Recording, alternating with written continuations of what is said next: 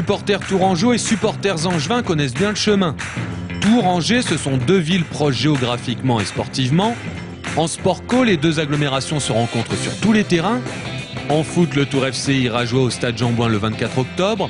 Jean Bouin, c'est aussi le complexe des handballeurs d'Angers-Noyant, relégué de division de cette année. Le Saint-Cyr-Touraine handball, lui, a été repêché. Samedi soir, place au basket et au hockey sur glace. À gauche, les Ducs d'Angers face aux Diables Noirs à la patinoire municipale. Sans doute le derby le plus partisan entre Maine-et-Loire et Indre-et-Loire. À droite, le Tours jouet basket recevait l'Étoile d'Or d'Angers, le deuxième club angevin derrière l'ABC pour Angers Basket Club qui évolue en National 1. Le Maine-et-Loire, c'est déjà un département, je crois, où il y a 15 000 licenciés, donc c'est un des gros départements français en termes de licenciés. Surtout si on compare à la population totale du département. Bon, c'est vrai pour une bonne partie des départements du Pays de la Loire, mais enfin c'est un des gros foyers en France. Et bien encadré, la quantité amène la qualité. 4 matchs, 4 victoires depuis le début de la saison pour l'Étoile d'Or. Le coach partage avec son groupe l'alchimie qui est née, parfois dans la difficulté. Je crois que c'est essentiellement dû à la qualité humaine du groupe, qui est les personnes lâches, tout le monde est les uns pour les autres et les uns avec les autres après. Et finalement, au bout du compte, ça donne une équipe soudée qui joue pendant 40 minutes chaque seconde. Et ça fait que le match n'est jamais terminé, spécialement quand on joue au basket, c'est toujours vrai, mais quand on joue contre nous, je pense que c'est encore plus vrai, quoi. Que dire alors de leurs homologues sur la glace? Dans le temps réglementaire, dans la prolongation, au tir au but, les Ducs d'Angers finissent toujours par l'emporter sur les Diables Noirs. Depuis 2 ans et le retour de l'ASGT dans l'élite, Angers a toujours gagné. Samedi soir, c'était la 9e victoire d'affilée de l'équipe angevine, cette fois-ci au tir au but. Par conséquent, les Diables Noirs récupèrent un point dans la fusillade, comprenez la séance de pénalty, 2 tirs à 0 et Angers enlève un nouveau derby. C'est dur à perdre comme ça.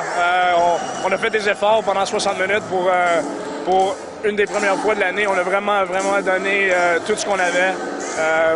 La défensive a bien joué ce soir, l'offensive a produit ce soir, mais c'est 50-50 quand tu viens en fusillade.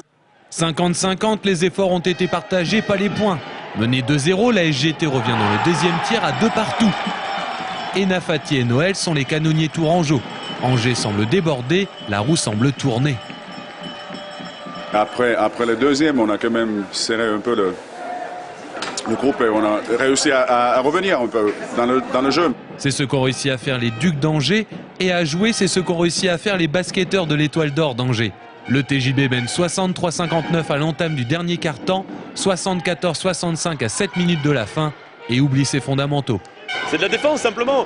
Nous on vit sur les récupérations adverses, les rebonds, les interceptions pour pouvoir courir. Là, quand on encaisse les paniers, quand on se laisse faire, quand on se laisse manipuler de cette manière-là, on n'est plus nous-mêmes, on n'arrive plus à courir. Résultat, on n'a plus de jeu à la fin, sans rythme. Bon, bah, on est mort, hein, clair et net. Hein. Là, on a de la chance que ça n'arrive qu'à 3 minutes de la fin. Sinon, on prenait cher là. Si sur la glace, les Diables Noirs ont perdu à la loterie sportive au tir au but, les basketteurs tourangeaux, eux, ont paru émoussés et n'ont pas résisté à la vague angevine. Peut-être qu'on se voit trop beau, trop vite, c'est une certitude. On oublie les fondamentaux, on oublie ce qui a fait qu'on soit arrivé à plus 9. On déjoue complètement, c'est-à-dire que le ballon n'arrive plus dans le secteur intérieur. On manque complètement d'agressivité des deux côtés du terrain pour aller près du cercle ou pour donner la balle à nos joueurs intérieurs. Et dernière chose, de l'autre côté du terrain, défensivement, où on se fait littéralement laminer. Une soirée pour 2 derbys perdus côté tourangeau.